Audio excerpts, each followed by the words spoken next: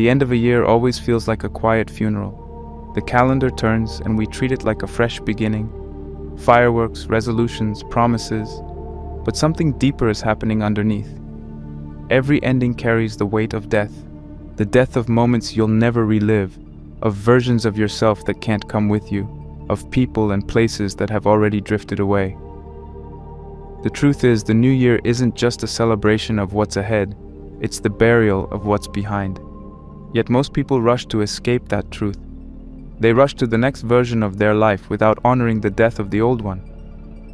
Every January, people write long lists of goals, dreams, habits they'll start and bad ones they'll quit, but they rarely stop to ask, who is setting these goals? The same mind that failed to keep last year's promises? The same self that's built on comfort, fear, and old identity? You can't rebuild your life with the same tools that broke it.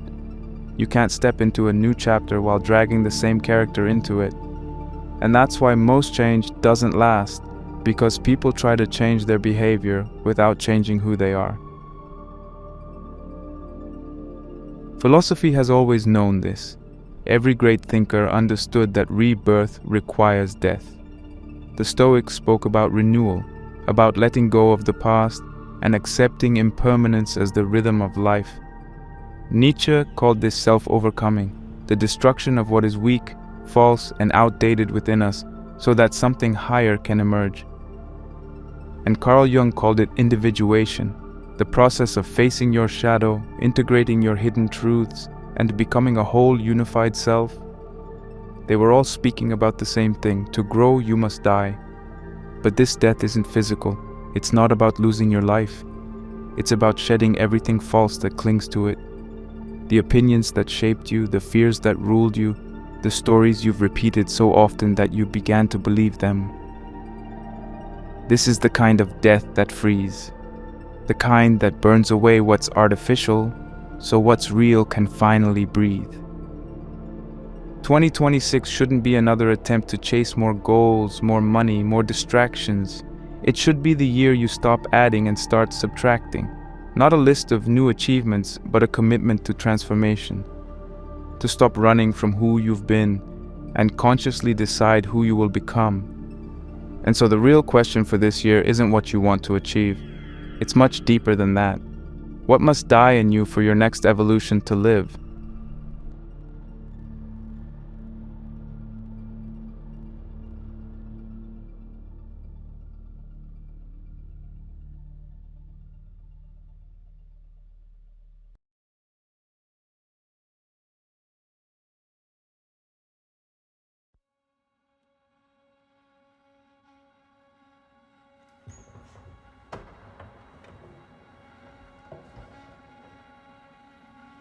Transformation doesn't begin when you make a plan for change. It begins when you're finally willing to destroy the parts of yourself that keep you small, afraid, and dependent. Most people try to improve themselves by adding more habits, more routines, more motivation. But true growth isn't about addition, it's about subtraction. You don't become new by stacking new layers on top of who you already are. You become new by burning away everything that isn't truly you. This is what Nietzsche meant when he said, "I teach you the overman. Man is something that shall be overcome." The overman, or Übermensch, wasn't a perfect being.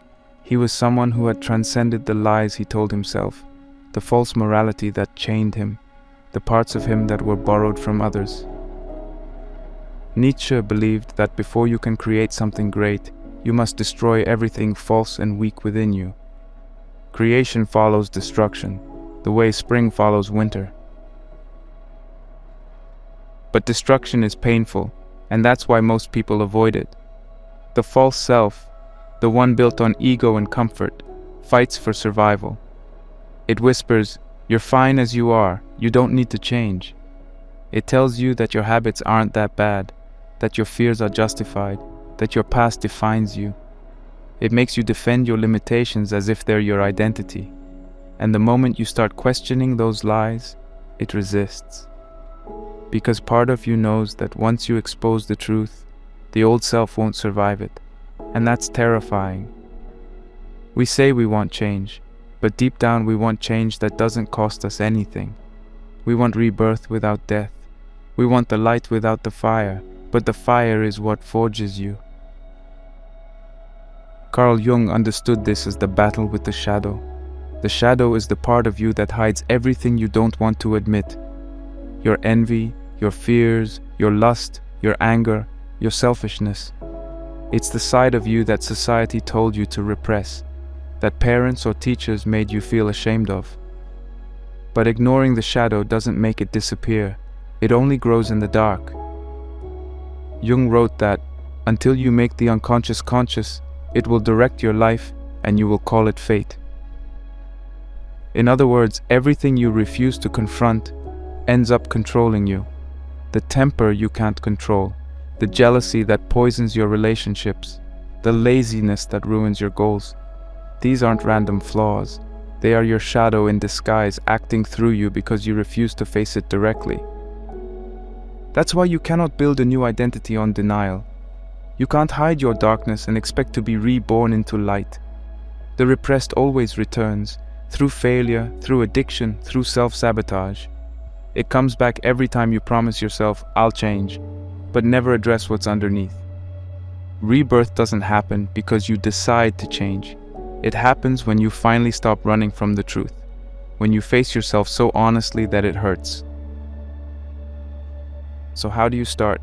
You begin with brutal self-examination. Sit with yourself in silence, no distractions, no excuses. Ask, what am I pretending not to see about myself? Write it down, all of it. Every addiction, every weakness, every habit that drags you back into the same version of yourself you swore you'd outgrow. Be specific. Maybe it's your need for validation, your fear of failure, your obsession with control, your tendency to blame others. Don't judge these things. Simply face them. Awareness is the beginning of transformation. When you bring darkness into light, it loses its power. This process isn't comfortable. It feels like standing naked in front of your own soul. You'll see parts of yourself you've ignored for years. The bitterness you carry, the fear that drives your ambition, the guilt you hide under productivity. You'll realize that some of the good parts of you, politeness, helpfulness, even kindness, are sometimes masks for insecurity or fear of rejection. But this realization isn't meant to shame you, it's meant to liberate you. Because only when you see your own darkness clearly can you stop being controlled by it. Jung said, "There is no coming to consciousness without pain." The act of self-destruction, of breaking down illusions, is painful but necessary. The old self doesn't die peacefully. It clings to you. It will try to bargain with you. Don't change too much, just fix a few things. It will tempt you with comfort, with distraction, with nostalgia for who you were. But comfort is the enemy of transformation. The old self must burn completely for the new one to emerge. This isn't just poetic language, it's psychological truth. Every time you refuse to face the truth about yourself, you keep the old self alive. Every time you confront it honestly, you chip away at its foundation. Imagine your identity as a house that's been built over the years. Some walls are strong, others are weak. Some rooms you've never entered. The foundation is cracked because it's been built on lies. I'm not good enough. I'll never change. I'm too broken. The first step toward rebirth is demolition. You tear down what's unstable. You stop pretending the structure is fine just because you've decorated it nicely. You take the hammer to your illusions, the comforting stories you tell yourself to avoid responsibility. That's what Nietzsche meant by overcoming. Not hating yourself, but facing the truth that who you currently are is just the beginning, not the final form. There's something sacred in destruction. Fire, after all, is both a destroyer and a purifier. When forests burn, the ground becomes fertile again. When metal melts, it can be reshaped. The same applies to the soul. The pain you feel when you face your flaws isn't punishment. It's the heat that melts away what's false. That's why philosophers and mystics alike have always described transformation in the language of fire, death, and rebirth. You can't bypass the burning stage. Start small, but start real. Don't make another list of goals. Make a list of illusions. Write down every lie you tell yourself to stay comfortable. Maybe you tell yourself you're too tired, too late, too unlucky. Maybe you've built your entire identity on what you've survived, not what you can create. Question it all, because truth destroys everything that cannot stand on its own. Once you do this, once you face the truth, something begins to shift. You stop being afraid of your flaws because you've looked them in the eye. You stop needing others to validate you because you're no longer hiding behind masks. You start to feel a strange kind of peace, even in the discomfort, because you know the destruction is making space for something new. And yes, it's scary. It feels like losing yourself. But what you're losing is the false version of you, the one who kept you small, the one who made decisions from fear, the one who settled for less because it was safe. That self has to die if you want to live freely. So when you feel the pain of this process, the confusion, the uncertainty, the loneliness, remember that this is not the end. It's the fire before creation. It's the breaking before rebuilding. It's the death before rebirth. Nietzsche wasn't asking you to destroy yourself for the sake of pain. He was asking you to destroy the illusions that keep you from your potential. Jung wasn't asking you to drown in your darkness. He was asking you to integrate it, to own it, to make it serve your wholeness. You can't heal what you won't face. You can't grow into who you're meant to be while defending who you've been. Real transformation starts when you stop polishing the surface and start dismantling the foundation. The process is ugly, but it's honest. And from that honesty, a new kind of strength emerges. One that isn't built on ego or illusion, but on truth. That strength is the beginning of rebirth. So let the old self resist. Let it fight, scream, and beg for survival, and then let it burn. Because every great transformation begins not with a step forward, but with the courage to step into the fire.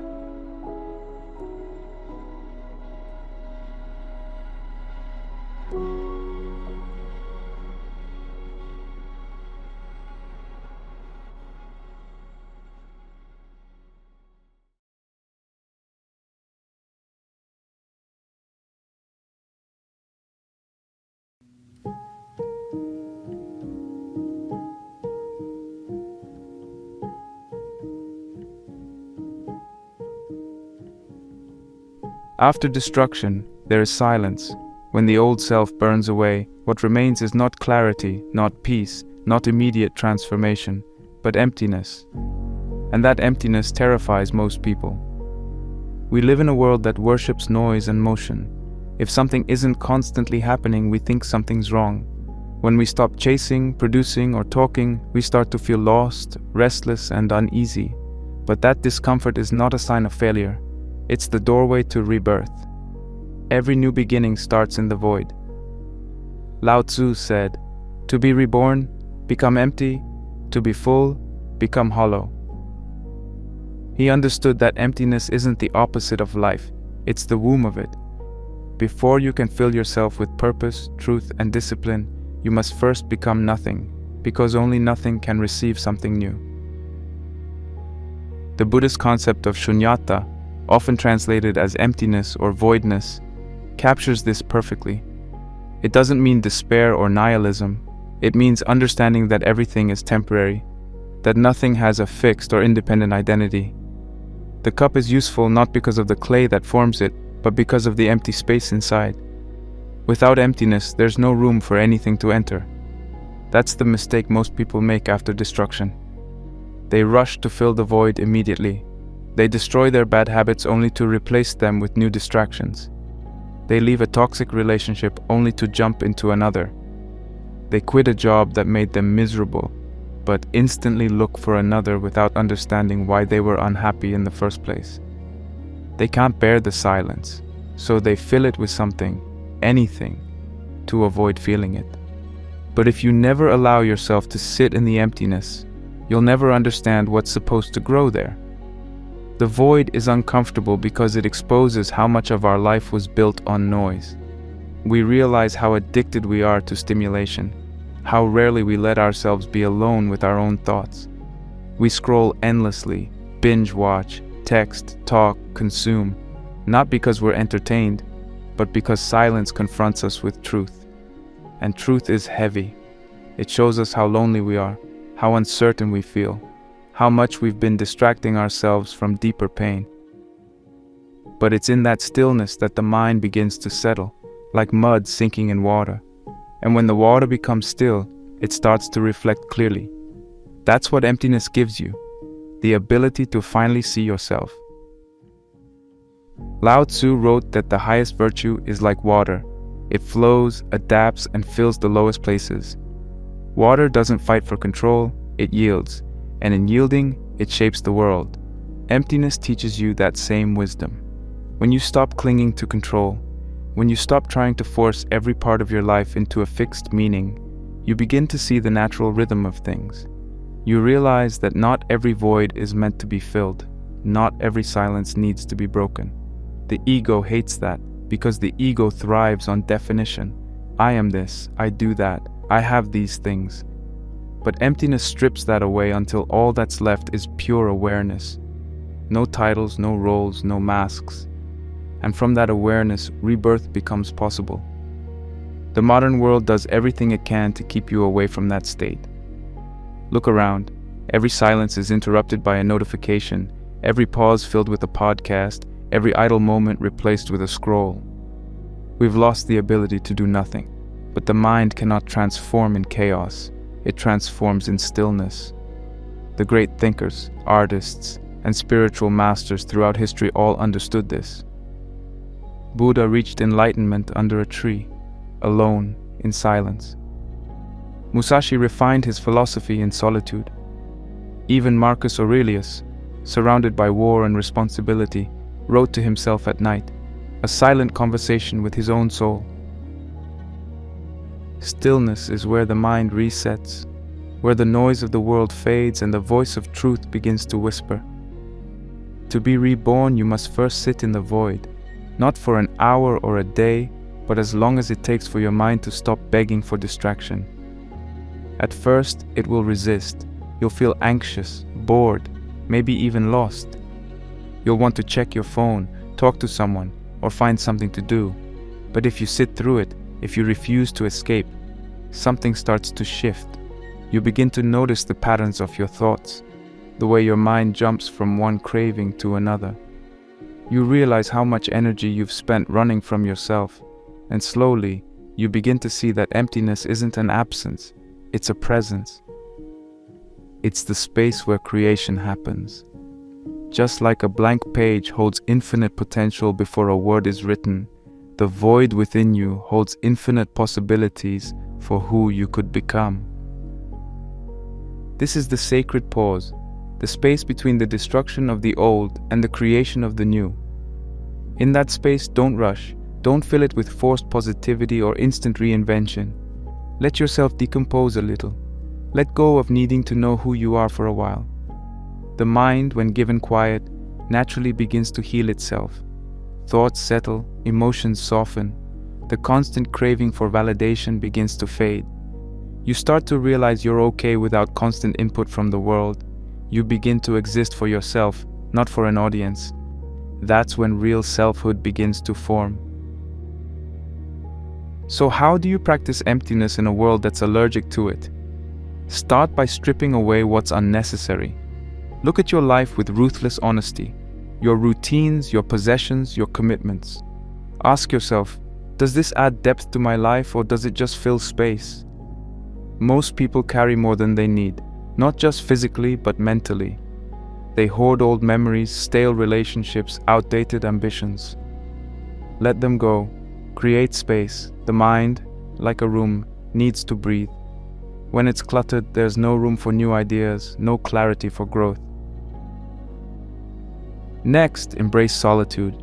Not the kind that feels lonely, but the kind that's deliberate. Spend time alone without reaching for your phone, without music or background noise. Sit outside, take long walks, write, think, breathe.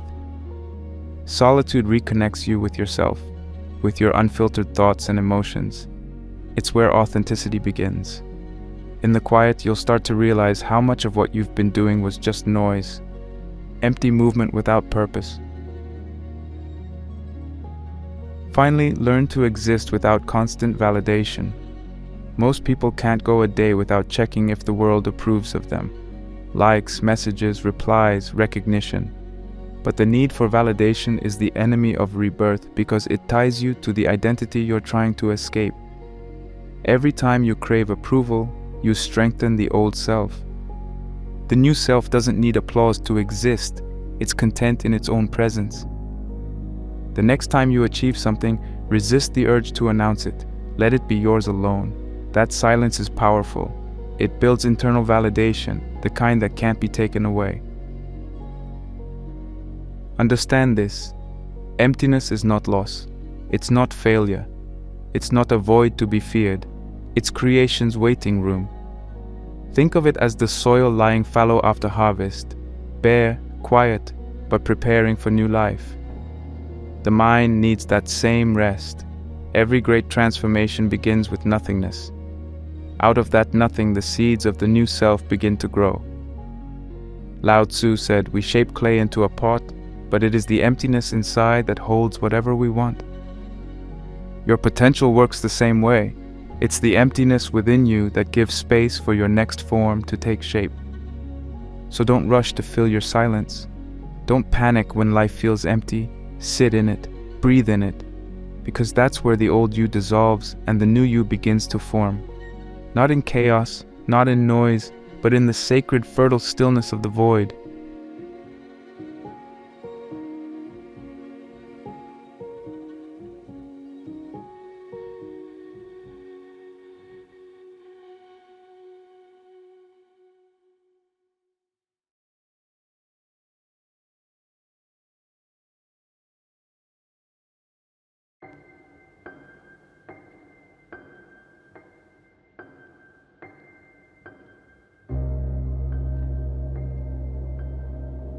When the noise fades and you finally find yourself in that space of emptiness, a new challenge appears.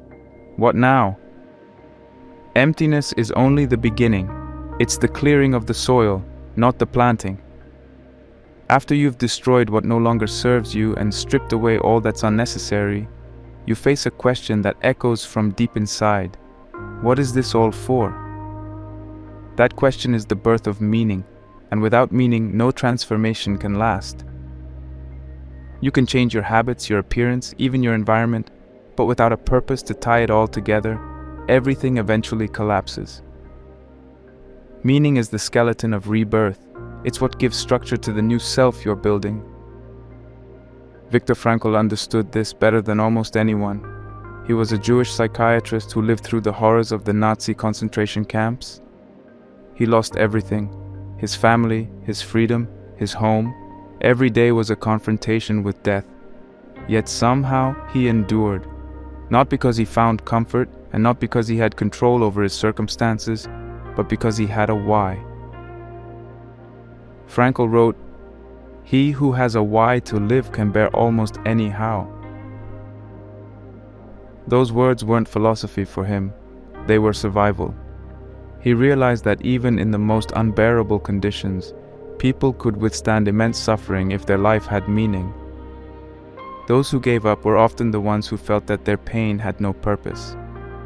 Those who held on had a reason, something beyond the immediate suffering, a person to live for, a project to finish, a belief to prove true. Meaning doesn't erase pain, but it gives pain a direction. It transforms chaos into purpose. Most people run from suffering, chasing comfort as if comfort is the same thing as happiness. But comfort doesn't fulfill the soul, it just numbs it. When you have no meaning, even an easy life feels empty. When you have meaning, even a difficult life feels full. That's the paradox Frankl revealed, the secret of the human spirit. We don't need a perfect life, we need a reason to keep going. Existentialist philosophy builds on this truth. Thinkers like Jean-Paul Sartre and Albert Camus argued that life itself doesn't hand us meaning, There's no built-in purpose, no universal reason we exist. At first, this sounds depressing, but it's actually liberating. Because if life doesn't give you meaning, that means you are free to create it. You are not a victim of fate or circumstance. You are the author of your purpose. That's what existentialists meant by freedom. You can't control everything that happens to you, but you can choose what it means. You can take the same event, loss, heartbreak, failure, and turn it into despair or growth. The event is neutral, meaning gives it shape. This is the moment when your rebirth becomes conscious. It's when you stop drifting through life waiting for someone or something to define you. Instead, you take responsibility for defining yourself. You stop asking, "What's the point?" and start saying, "I will give this a point." Meaning is not something you find in books, religions, or achievements. Those things can guide you, but they can't replace the inner decision to live for something. The process of rebirth demands that decision, because without it, you'll fall back into the same patterns of emptiness and distraction that destroyed your old self in the first place. So, how do you create meaning? You start by asking a question that most people avoid. What would make my suffering worthwhile? This isn't a pleasant question, but it's the only one that matters. Because suffering is inevitable. No matter what you do, there will be pain, loss, and struggle. The difference between a meaningful life and a meaningless one is whether that suffering serves a purpose. If you suffer for nothing, pain becomes torment. If you suffer for something greater than yourself, pain becomes sacred. That's what Frankl discovered in the camps. He couldn't choose whether to suffer, but he could choose why he suffered. Maybe for you, that why is to become the strongest version of yourself so you can lift others. Maybe it's to master a craft, raise a family, create something lasting, or understand the truth about life. It doesn't matter what it is, as long as it pulls you beyond comfort. Comfort will never give you meaning. Comfort only feeds the body, purpose feeds the soul. A life built on comfort alone will always collapse under the weight of its own emptiness. Once you begin to see this, everything in your life starts to reorganize around that why. You start saying no to things that don't align with it. You stop chasing validation from people who don't share it. You wake up with a different kind of energy, not motivation, but direction. Motivation is emotional and temporary. Direction is spiritual and enduring. That's why meaning matters more than goals. Goals can fail. Purpose cannot. If your purpose is strong enough, even failure becomes part of it. This is the practical heart of this philosophy. You need to define your 2026 purpose, not a list of tasks or resolutions, but a mission statement for your existence this year. Something that answers, why am I here, and what am I building? Write it down in one sentence. Keep it simple, but make it real. A vow to yourself. Something like, in 2026, I will live with courage, discipline, and depth. I will not waste my days on things that don't feed my soul. Or, this year I dedicate myself to becoming the kind of person my younger self needed. It doesn't have to sound grand or poetic, it just has to be true. That sentence becomes your compass. Every decision, every habit, every challenge, measure them against it. Once you have your mission, protect it. Life will constantly try to pull you away from it with distractions, temptations, and comfort. You'll be tested. But meaning isn't proven in moments of ease. It's proven in the moments you want to quit. The world doesn't hand you meaning. It asks you to prove that you deserve it. That's what Frankl saw in the camps. The people who survived were the ones who found meaning in spite of suffering, not after it ended. And remember this, meaning isn't always loud. It doesn't always look heroic or world-changing. Sometimes it's quiet. It's found in small acts done with intention. A father working long hours to provide for his children. A writer sitting alone, crafting words that might help one person see life differently. A person choosing kindness over bitterness, even when the world gives them every reason to harden. That's meaning too. Rebirth doesn't demand that you change the world. It demands that you change your relationship to it. When you live with meaning, everything becomes sacred. the ordinary transforms. Even your struggles take on beauty because they're part of your story. You stop feeling like a victim of life and start feeling like a participant in it. You're no longer waiting for life to make sense, you're giving it sense. That's the shift from mere survival to evolution. Without meaning, rebirth is just change, surface level, fragile, temporary. But when your rebirth is fueled by meaning, it becomes transformation with direction. So, take the emptiness you've created and fill it wisely. Fill it not with noise or goals, but with purpose. Choose a why that's worth suffering for. Make it your anchor, because when life becomes heavy, and it will, that why will keep you standing. It will remind you that your pain is not meaningless, your struggles are not wasted, and your rebirth has a reason. Meaning doesn't erase the storms of life, but it gives you a reason to walk through them. It turns suffering into strength, emptiness into purpose, and existence into evolution. Viktor Frankl discovered that in a place where everything human was stripped away, the only freedom that remained was the freedom to choose one's attitude, to give meaning to life, no matter the conditions. That's the essence of rebirth. Not waiting for a perfect world, but finding your purpose inside an imperfect one. So as you move through this year, carry your why like a flame. Let it light your path through confusion and darkness, because as long as that flame burns, you'll never be lost. And when the old self tries to drag you back into comfort, remember this: the soul doesn't crave an easy life, it craves a meaningful one. And meaning, once chosen, becomes the foundation of everything you're meant to build.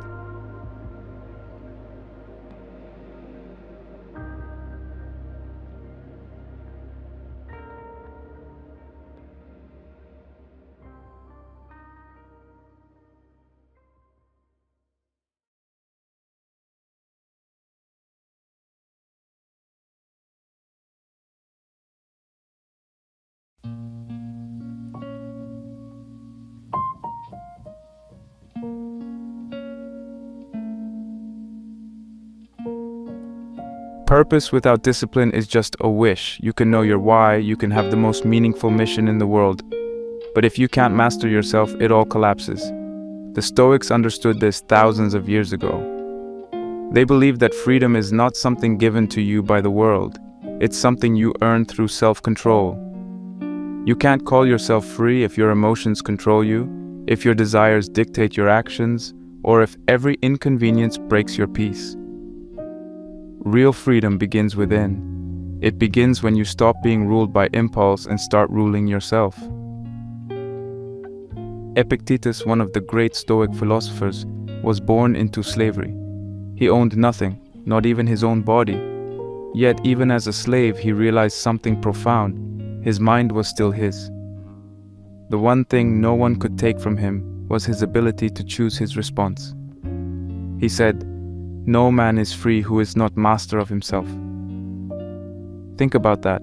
A man who was legally considered property, who had no external freedom, still saw himself as free because he refused to be enslaved internally. He had no control over his circumstances, but full control over his mind. And that, the Stoics believed, is the foundation of peace, not the absence of difficulty, but the mastery of response. Marcus Aurelius, on the other hand, was the most powerful man in the world, the Emperor of Rome, and he said almost the same thing. You have power over your mind, not outside events. Realize this, and you will find strength. Imagine that contrast. One man in chains, one man on a throne, and both teaching the same truth. Freedom has nothing to do with status or comfort. It's not about wealth, success, or control over others. It's about control over yourself. Whether you are powerful or powerless, the question remains the same. Do you rule yourself, or are you ruled by your impulses? Self-mastery is the bridge between who you were and who you must become. You can destroy the old self and discover your purpose, but without discipline, the old patterns return. The mind is like a wild horse. If you don't learn to guide it, It will drag you back to where you started. And that's what happens to most people. They know what they want, but they can't stay consistent long enough to get it. They make promises, but they break them the moment life gets hard. Discipline isn't glamorous, but it's sacred. It's the daily choice to align your actions with your values, not your moods. The Stoics taught that the first step toward mastery is awareness. Awareness of what you can and cannot control. Most suffering comes from trying to control the uncontrollable. Other people, external events, outcomes. You can't control how the world behaves, but you can always control how you respond. This understanding frees you from chaos. Every time you catch yourself worrying about things outside your power, what people think, what might go wrong, what you can't fix, stop and ask, what can I control right now? Usually the answer is simple. Your attitude, your effort, your focus, your words. Everything else is noise. This is why the Stoics began each day with intention. They would remind themselves that life would test them, that people would be ungrateful, rude and selfish, that plans would fall apart, that fortune would change. But by preparing their minds in advance, they wouldn't be shocked or thrown off. Marcus Aurelius wrote in his journal, "When you wake up in the morning, tell yourself, today I will encounter people who are meddling, ungrateful, arrogant, deceitful, envious, and unsocial. All these things happen because they are ignorant of what is good and evil. But I have seen the beauty of good and the ugliness of evil, and I recognize the humanity we share." In other words, expect difficulty and choose calmness anyway. That's mastery. The Stoic path to self-mastery is simple, but it's not easy. It's built on small daily choices. You begin each day with intention. What can I control today? Not what you wish you could control. Not outcomes, not people, not the future, but what's right in front of you. You end each day with reflection. What mastered me today? Was it anger, laziness, pride? Did I act according to my principles, or did I act according to impulse? This daily rhythm, intention and reflection, slowly builds the habit of awareness. You begin to catch yourself before you react. You start noticing your emotional triggers and learning to pause before responding. And that pause is where freedom lives. Most people live like slaves to emotion. Anger says shout, and they shout. Desire says buy, and they buy. Fear says run, and they run. But mastery is the ability to pause and decide consciously. It's not about suppressing emotion. It's about not being owned by it. Anger, fear, pleasure, they're all natural, but they shouldn't steer your life. The Stoics saw emotions not as enemies, but as signals, reminders of what we value or fear. When you learn to read those signals without being controlled by them, you gain true strength. Discipline also means controlling attention. In today's world, attention is constantly under attack.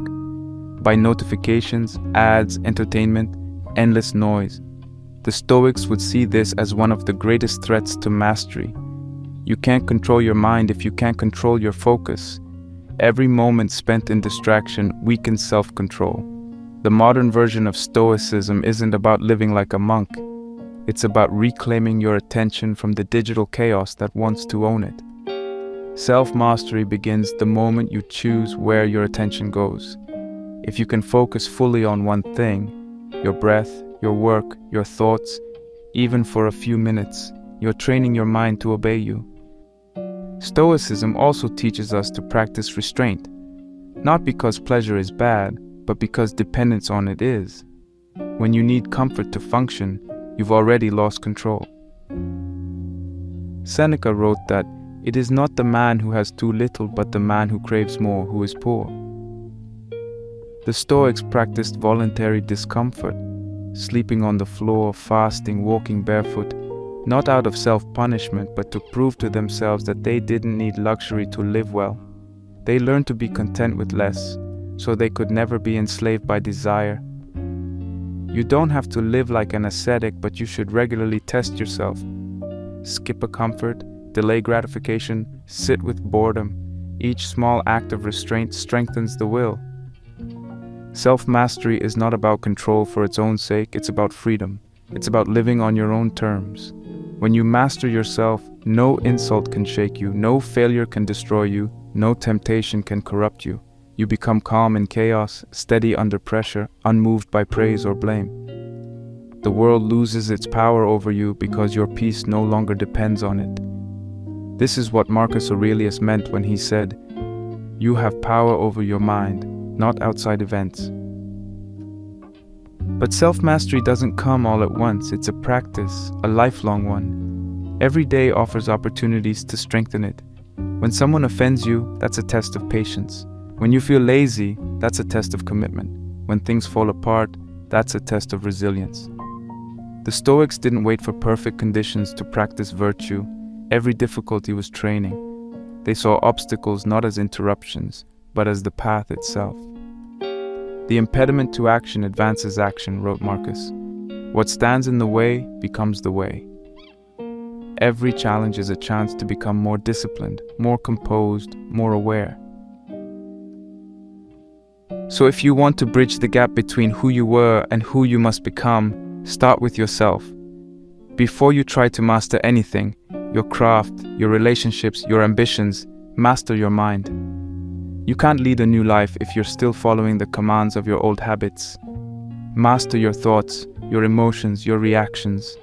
Learn to respond, not react. Choose awareness over impulse and restraint over indulgence. The new self you're building, the one designed for 2026, won't be born out of excitement or motivation. It will be born out of quiet, consistent discipline. You'll know you're evolving when you no longer need to announce your goals, when you simply live them, when you stop being driven by moods and start being guided by principles, when you no longer chase control over others, but command control over yourself. And this is the essence of Stoicism, to live in accordance with reason, to align your actions with your values, and to find peace in what you can control. The old self seeks comfort, the new self seeks mastery. One is a slave to circumstance, the other is free in any condition. Each day this year, begin with that Stoic question, "What can I control today?" and end with its mirror, "What mastered me today?" Between those two reflections lies the entire practice of self-mastery. Over time, you'll start noticing the shift. Life won't get easier, but you'll become stronger. The noise of the world will remain, but it won't pull you off balance. You'll move through chaos with calm, through temptation with focus, through hardship with dignity. That's what rebirth through Stoicism looks like. Not a life without struggle, but a life where struggle no longer rules you.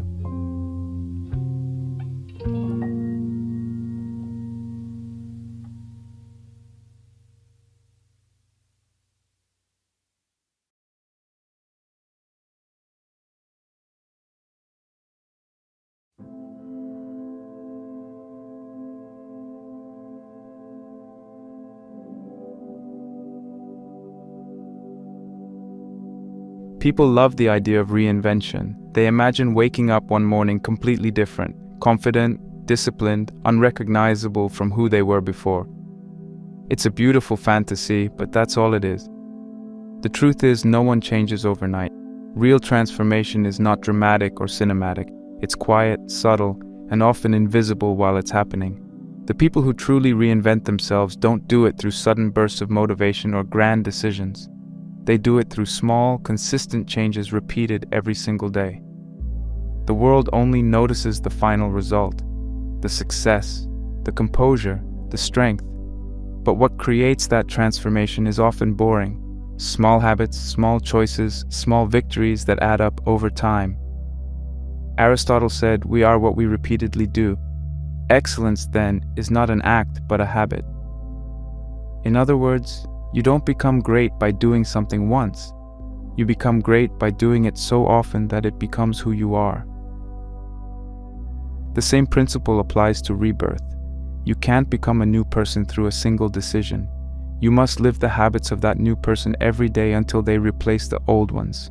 People fail because they treat self-improvement like an event instead of a process. They expect the change to happen fast, and when it doesn't, they give up. But slow change isn't failure, it's nature. Everything real in life grows gradually. Muscles strengthen through repetition, not one workout. Wisdom grows through experience, not one realization. Identity shifts through consistency, not emotion. The Japanese philosophy of Kaizen captures this perfectly. The word itself means change for the better, but it carries a deeper meaning, the idea of continuous, incremental improvement. Kaizen teaches that massive progress is the result of small, steady refinements made over time. It was a philosophy that helped rebuild Japan's entire economy after World War II, not through sudden revolutions, but through small daily improvements in efficiency, quality, and discipline. The same principle applies to individuals. You don't need to change everything at once, you just need to improve one thing, one small thing, consistently. That's the power of Kaizen. It replaces the pressure of perfection with the simplicity of progress. This is where most people fail, not because they lack potential, but because they underestimate small steps. We live in a culture addicted to extremes. People want 90-day transformations, 10x routines, or instant success. But radical change rarely lasts. It burns bright and then fades because it's not built on stable habits. The old self doesn't die through dramatic effort, it dies through quiet repetition. If you get 1% better each day, that may not sound like much, but over the course of a year, that compounds into massive change. 1% seems invisible at first, like a drop of water on stone, but over time, even drops can carve through rock. The philosophy of small change is also deeply humbling. It teaches patience, a rare virtue in the modern world. You have to learn to appreciate progress even when you can't see it. You might meditate for a week and feel no difference, write for a month and still hate every paragraph, or exercise for months before noticing any visible change. But transformation is happening beneath the surface. It's rewiring your mind, building momentum, reshaping your identity. Every small act of discipline reinforces the belief that you are capable of consistency, and that belief is what transforms you. Aristotle's insight into habit goes even deeper than people realize. He believed that moral excellence, virtue, isn't something you're born with. It's something you cultivate through practice. You become courageous by practicing courage. You become disciplined by practicing discipline. You become kind by practicing kindness. It's not about perfection. It's about repetition. If you want to be patient, you must act patiently even when you don't feel like it. If you want to be focused, you must practice focus even when your mind wanders. Change starts with action, not emotion. You don't wait to feel motivated, you act, and motivation follows. The practical path is simple but powerful. Adopt the 1% rule. Each day, improve one small aspect of your life. It could be something physical, doing one more push-up, eating one better meal, sleeping 15 minutes earlier. It could be mental, reading 2 pages, writing a few lines, thinking one better thought. It could be emotional, pausing before reacting, expressing gratitude, forgiving someone. The change doesn't have to be big, it just has to be consistent.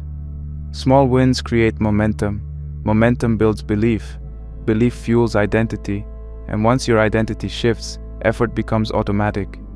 To make Kaizen real, track your habits. Write them down. There's power in seeing progress on paper. It turns something abstract into something measurable. Don't track results, track actions. Results fluctuate, but actions compound. You don't control whether you lose weight this week or gain followers this month, but you do control whether you exercise, create, or learn today.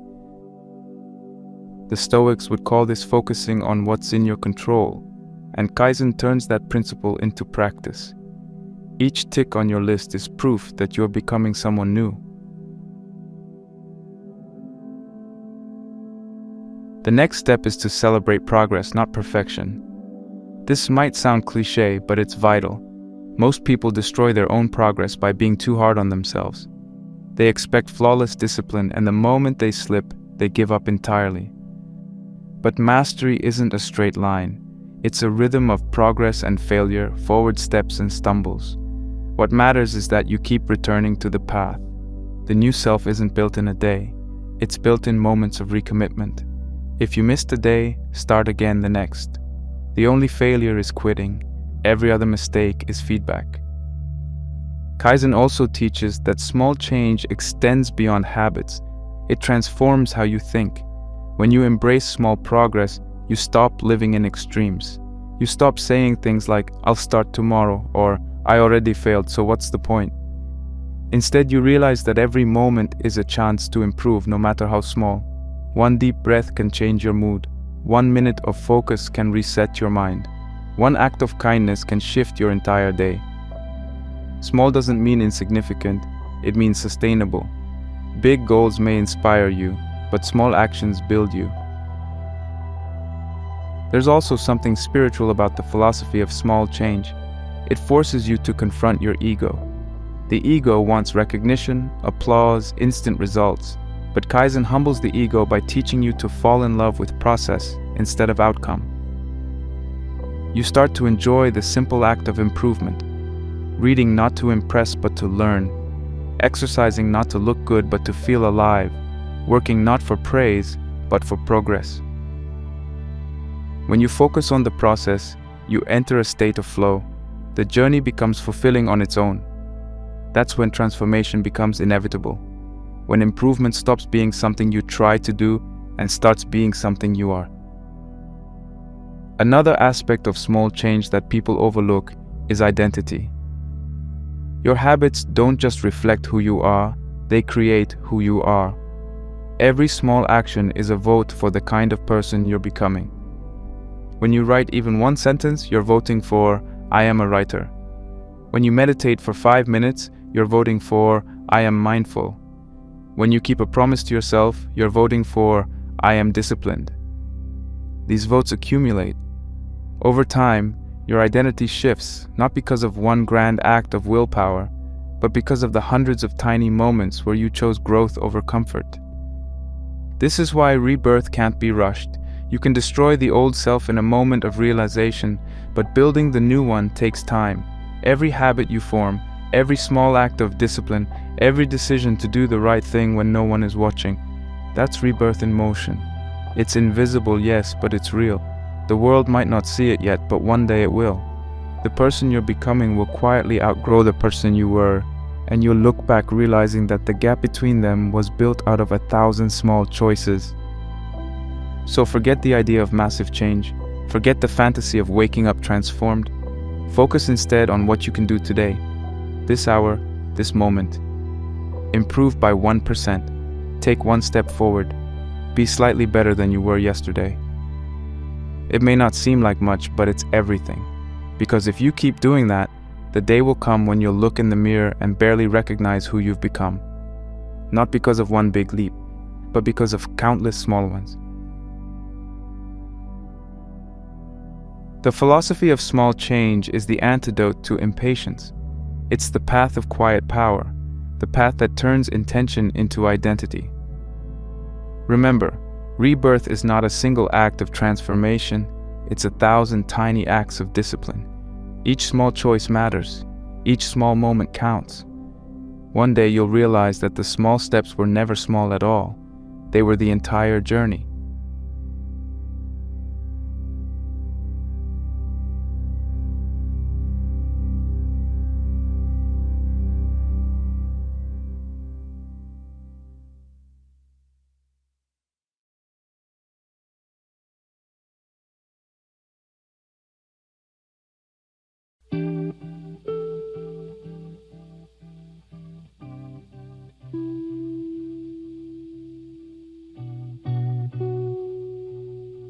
Every stage of transformation has its own landscape.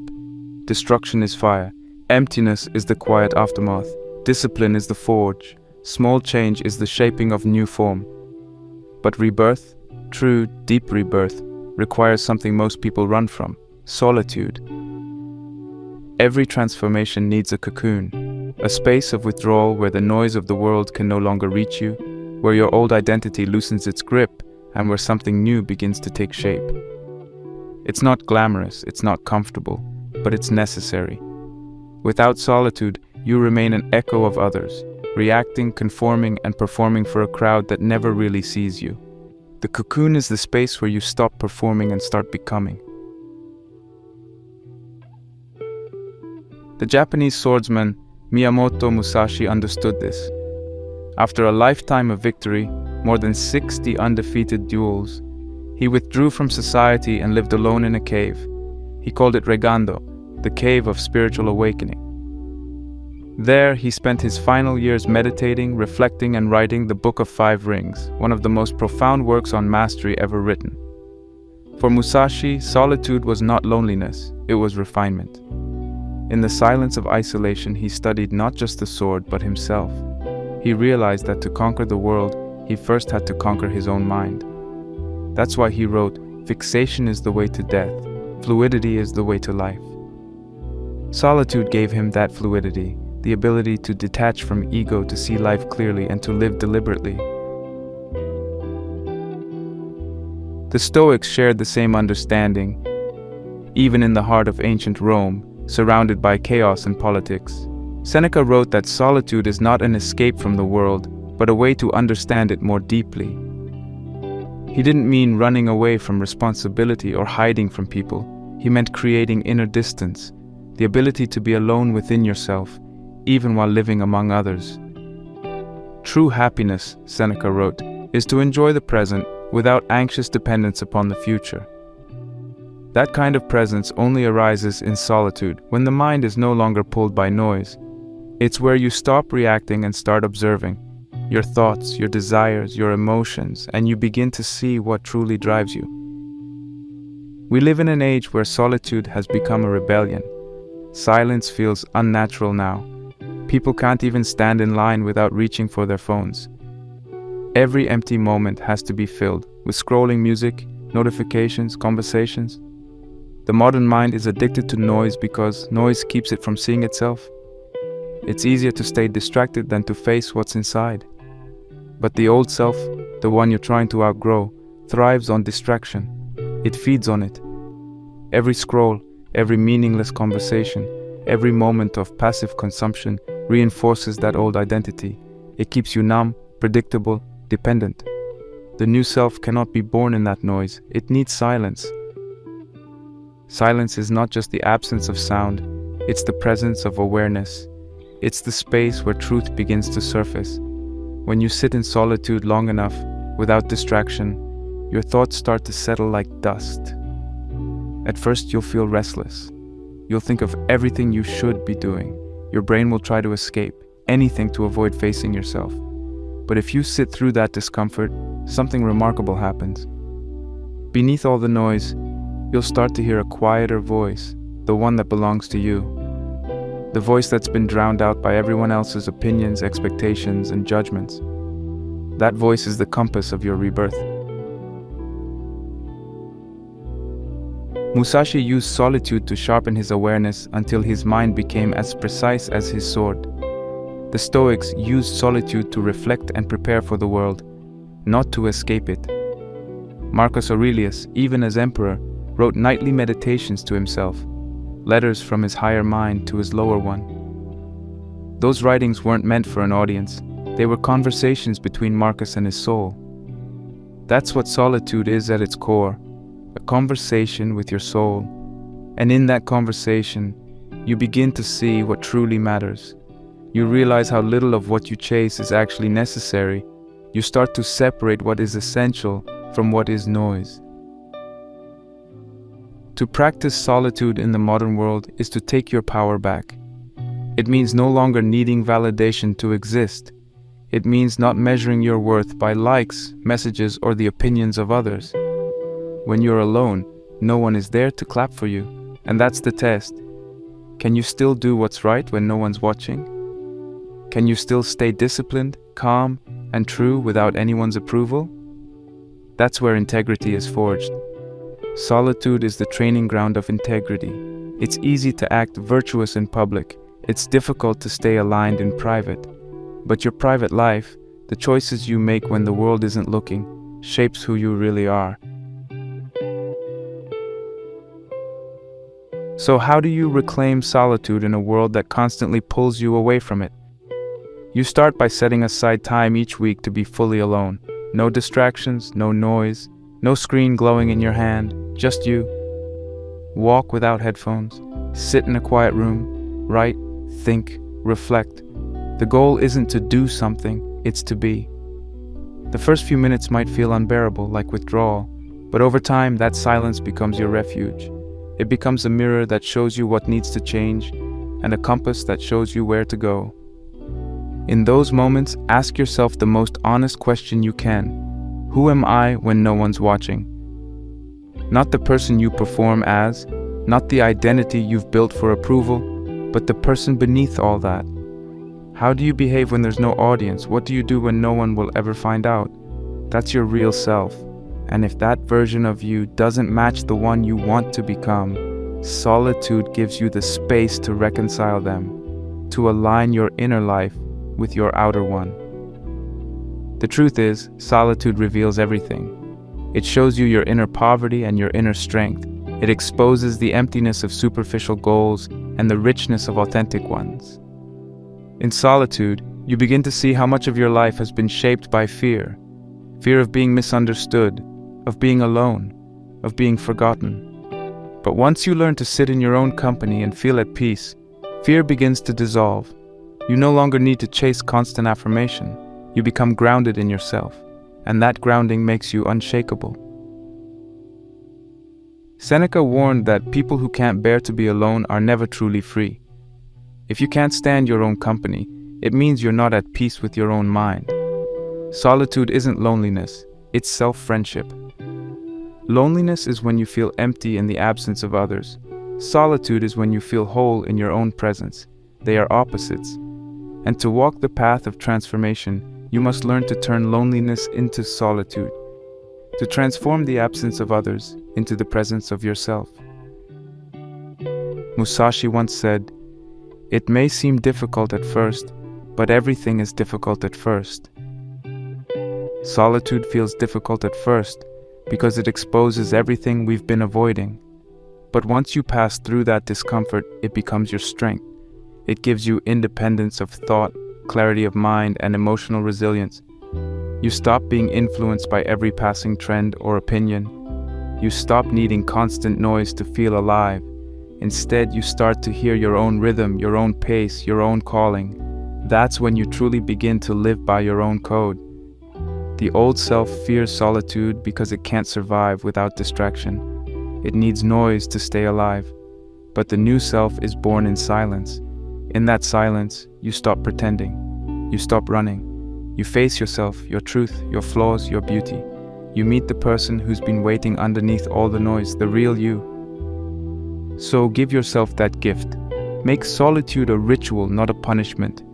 Read, write, or think, but don't consume. Don't rush to fill the space. Let silence do its work. Let your thoughts rise and fall. Let emotions come and go without judgment.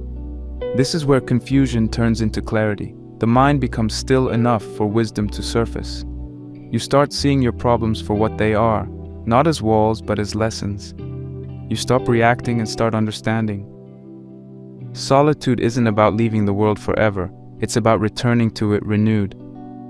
When you emerge from the cocoon, you're not detached. You're more present, more aware, more deliberate. You don't speak just to fill silence. You speak with purpose. You don't act just to move. You act with direction. You don't need validation anymore because you've found something stronger, self-respect. Every rebirth demands withdrawal. Every metamorphosis requires a cocoon. Musashi withdrew to master himself. The Stoics withdrew to master their minds. You must do the same, not to escape the world, but to see it more clearly. Solitude is the sacred ground of transformation. It's where the noise ends and truth begins. It's where the old self dissolves and the new one quietly, powerfully takes its place.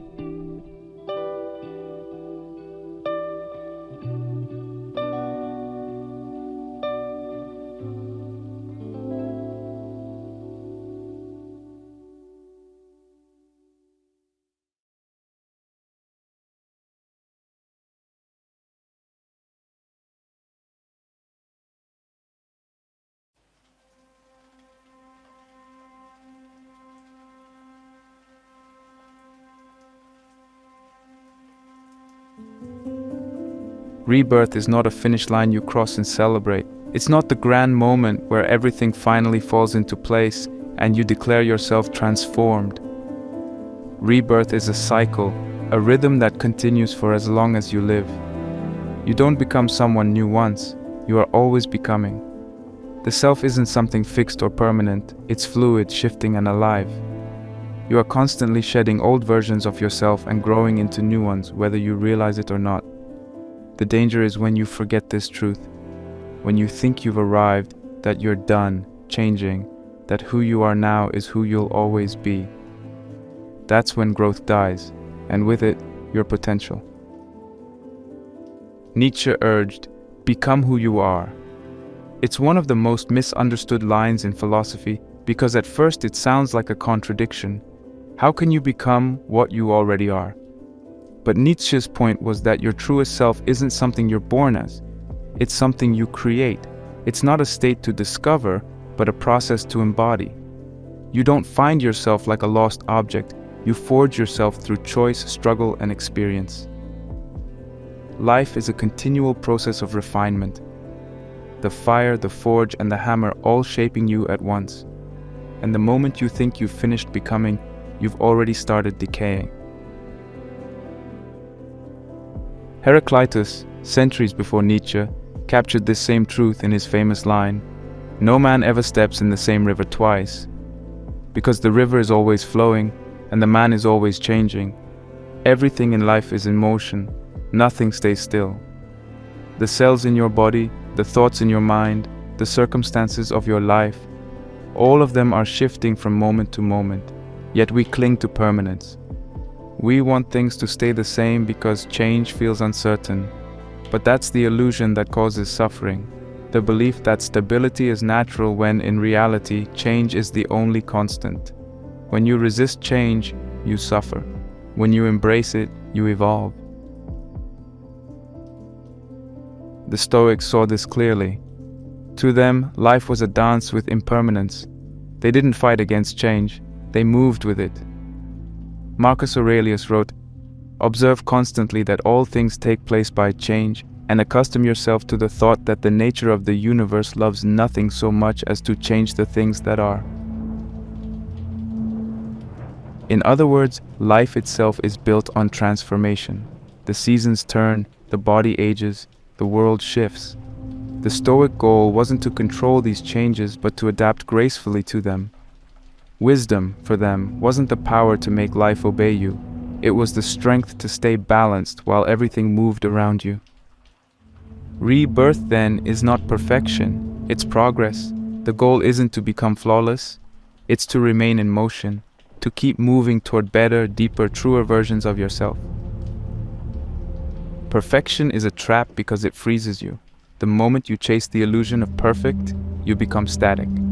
You start fearing mistakes, avoiding risks, and resisting growth. But life is motion, and progress is messy. Becoming means failing, learning, adjusting, and continuing anyway. The Japanese concept of wabi-sabi, the beauty of imperfection, fits perfectly here. The cracks and flaws in your journey don't ruin it, they prove that you're alive and evolving. Think about it this way. Everything alive is in motion.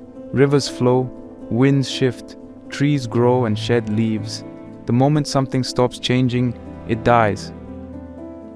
You're no different. You'll go through cycles of rising and falling, clarity and confusion, strength and weakness, but each phase serves a purpose.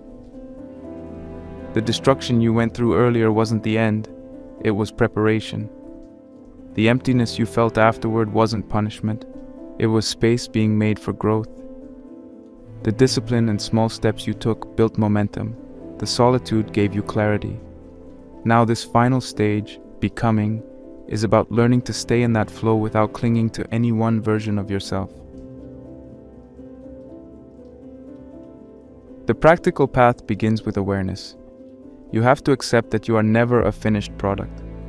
View life as an ongoing act of creation, like a sculptor who never stops chiseling, not because the statue is broken, but because it's alive. This means regularly reviewing and refining your goals and values.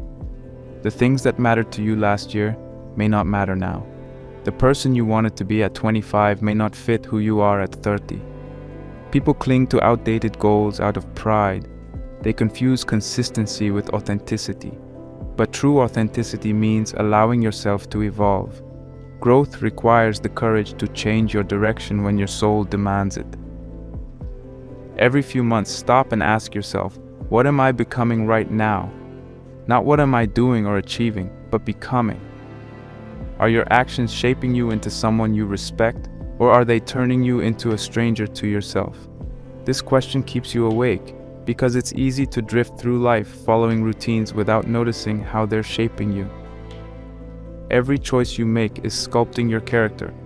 The people you talk to, the content you consume, the habits you practice. Becoming isn't abstract, it's built moment by moment. The life you live today is the soil from which your future self grows. Another truth about becoming is that it's not linear. You'll have seasons of progress and seasons of stillness. There will be times when you feel unstoppable and times when you feel lost. Both are necessary. The Stoics would remind you that no phase is permanent. When you're struggling, don't despair. This too is part of the cycle. When you're thriving, don't grow complacent. This too will change. The key is to remain steady through the waves, to keep your internal compass aligned even when external winds shift. Nietzsche's idea of becoming also carries a deeper, almost spiritual challenge. He believed that life's purpose is to continuously surpass yourself, to keep breaking your limits, not for fame or success, but because the act of overcoming gives life meaning.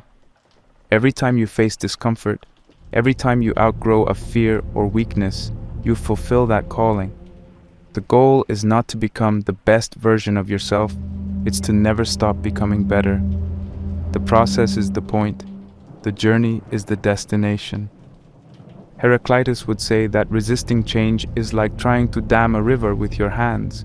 You might hold it for a moment, but eventually the current will break through. It's better to learn how to move with the current, to flow with life instead of against it.